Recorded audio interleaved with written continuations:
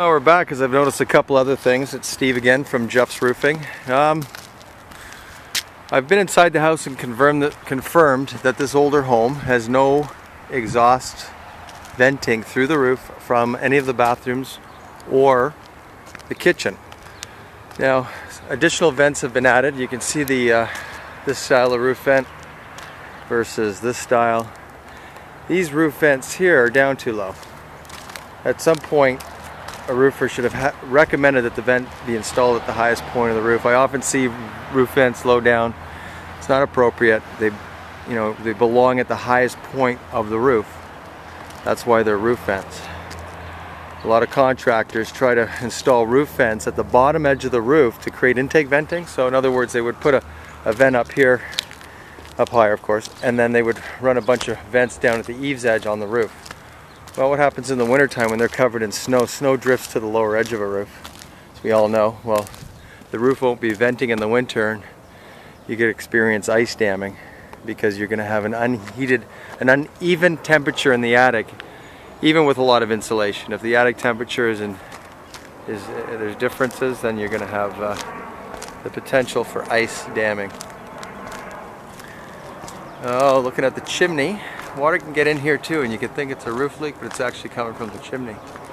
And some pointing here is going to be required. So I'll refer them to my brick mason. He'll come in and touch that up for them before the water gets in there, gets into the brick and starts cracking the brick. It's not too bad on this side. We got a little bit out here. See, get that fixed up. Flashing details aren't so desirable. And as you can see, this has been recaulked, silicone. Should be stepped in there properly. We got a back pan here on this chimney that I did good with these extensions on the side to prevent the water from coming down the side flashing, but again, they should have stepped that in like it is here. And we've got a similar problem. We saw this on the front. That's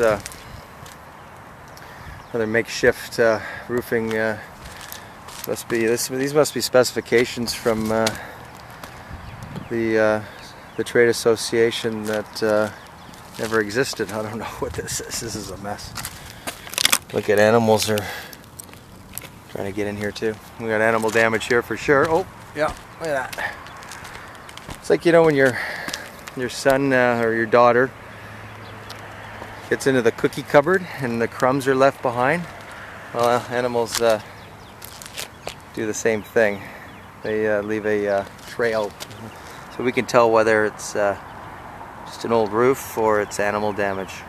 And it doesn't matter if the roof's old or new, it can happen anytime. So little critters create havoc. Okay, signing out. Got to get that repair done before I leave here. I've measured the house. And here's been a repair below here. We can see the newer and the older shingles. There you can see the difference there. This is the house where all those shingles are buckling. You wouldn't know it from back here, but once you get close and look at it, you really see the problems.